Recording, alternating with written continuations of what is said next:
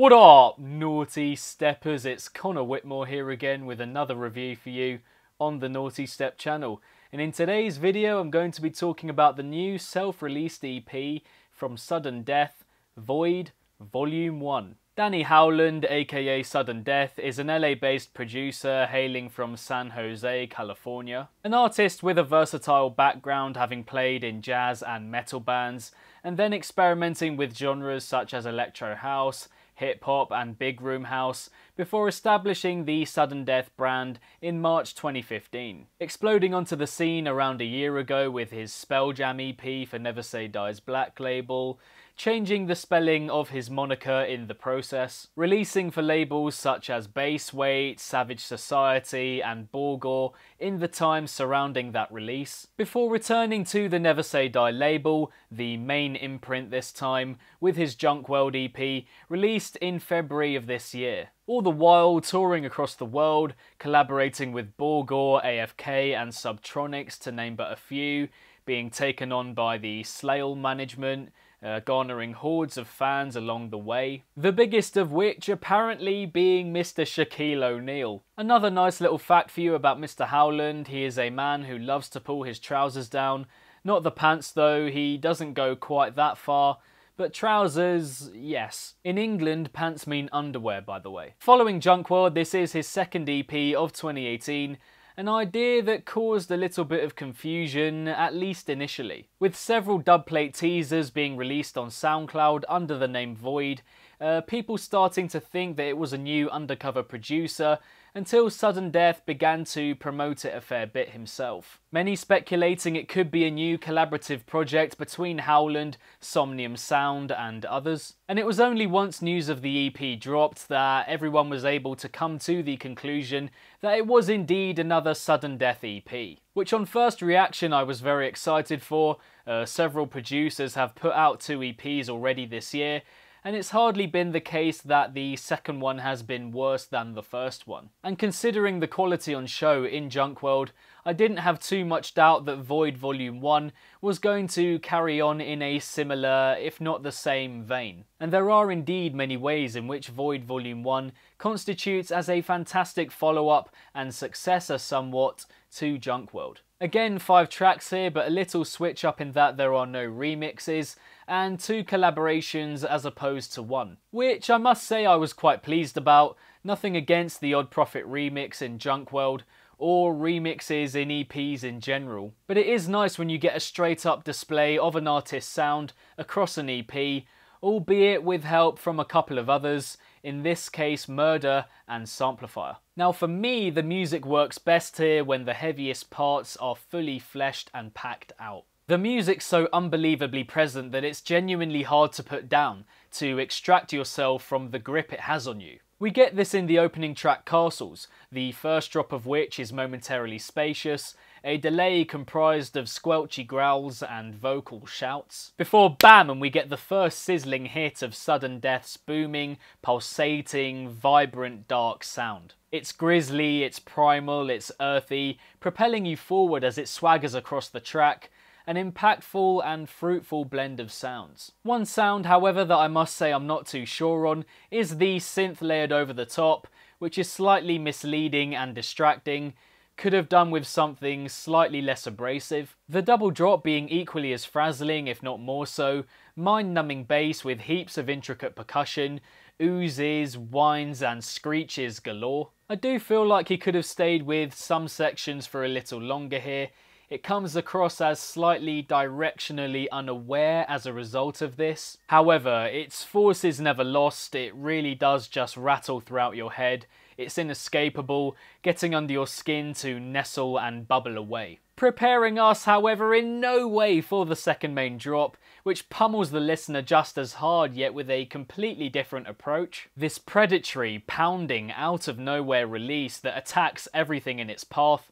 Really lovely pace to it. Splicing the drop with these breakdowns which undeniably disrupt the flow, but overall add to the manic, malformed nature of the track as a whole. The other track in this EP that truly grips me on the dubstep front is the third song Behemoth. Starting the filth with these chunky, saturated sounds in the build, sautéing your brain until it's brought back into focus with some emerging claps. Until we are suddenly stopped in our tracks by a dramatic halt, before this fantastic little bleep bloop effect, cutesy and so neatly executed. All of which comes before the main drop, a succession of cascading cutting effects, before again the main sequence slams in out of nowhere. This chugging bass that is simple but plugs away well with a host of surrounding noises, journeying through the track. I can feel the bite at this point, but not quite enough, an extent to which it could have been fleshed out more, but this understanding is quelled as soon as the progression arrives. Exactly what you would hope he does with the track, he does it. These low-end, outer-worldly growls that twist and turn,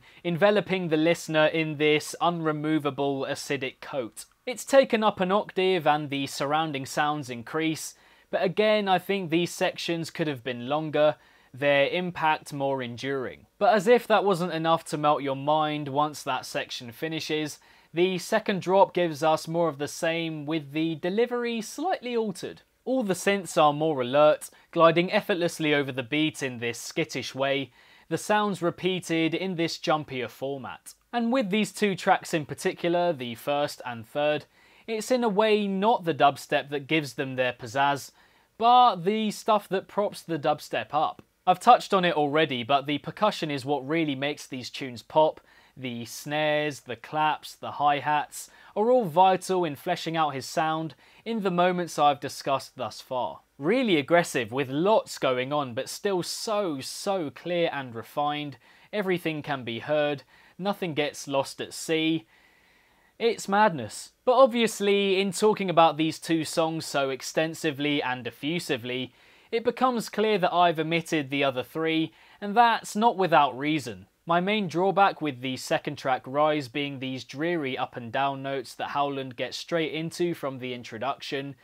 Not the most pleasant listen on the ear. And although the beat in the main part of the drop is extremely solid, the focal notes carry on in the same dreary way, quite uncomfortable really. I enjoy the shimmering stuff here as well as the furry, fuzzy sounds in the progression, the slight changes in the second drop as more is added in. But overall I find Rise to be a bit more jarring in its essence, and it comes across as quite short, structured in a simple manner sonically, unusual for Howland some may say. Perhaps it could have been used more as an interlude before the final track, swapping places with the fourth tune, Gates of Hell, alongside Murder, which I also can't quite feel the force of because of one particular sound, those high-pitched yoys that have a real vivaciousness to them, but not enough meat. This huge drawn-out tractor sound is seemingly on hand to save the day in the progression, a stealthy collection of sounds that all cohere very well at this point. But overall, my lasting impression is those yoys,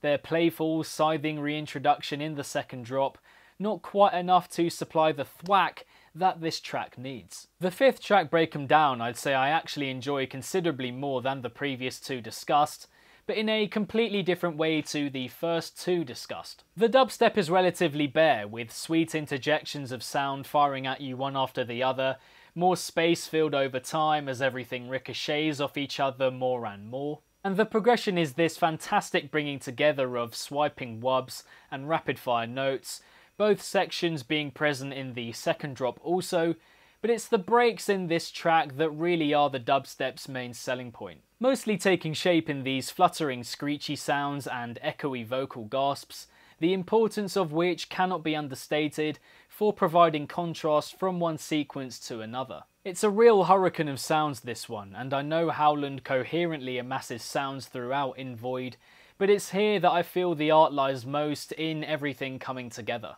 Resultantly, however, despite amassing such sounds, in comparison to Junkworld, I don't think the ideas are as strong overall. The previous EP having many more distinctive things to it, from riffs and leads to the rave culture feel of the intros and builds. It's present in VOYD Volume 1, but not as much. Not to mention the dubstep, which in Junkworld I feel is punchier and more musically aware, catchy to the point that in my review of Junkworld, I found myself impersonating a lot of the sounds from it because of how riveting they are. He seems to be concentrating on sound more than idea with this EP, trying to refine his style more than provide 5 distinctive, memorable tunes. In Junkworld, all 4 tracks of his have extremely infectious leads, melodies, riffs, whatever you want to call them, getting you fully engaged from the start and into the builds, and that's not so much the case here. VOYD Volume 1 maintains the huge, metallic, acidic RIDDIM vibe, once again taking underground dubstep to a new level, but in terms of ingenuity, the wow factor is lacking in comparison to its predecessor. But I mean, in saying that, it's still a tremendous EP. Paradoxically, it becomes problematic being so good because you set such a high standard. It may not be exceptional, but it's still brilliant. Highlighted perhaps not by whole tracks, but certainly by a myriad of flashes that really light up this EP from start to finish. I love the opening introduction and build in castles, classically dreamy sudden death to start before a radio signal build turned thumping EDM banger. Not forgetting the breaks before the drops in this track too, a stop-start vocal falling over itself, preparing us in this really unexpected, clever, effective way. The tribal drums to start Behemoth still have a mechanical feel to them as if they're starting up, but generally so plump and vivid in their delivery. The intro and build to Gates of Hell is great, the mystifying landing on a new planet curiosity, followed by the plodding RIDDIM beat and disconcerting alien sounds. There's nothing so beautiful as death. I also love the intro to Break 'Em Down, like driving over hot, crumbling coals, the 80s-like, Prodigy-inspired notes in the build with the quivering drums.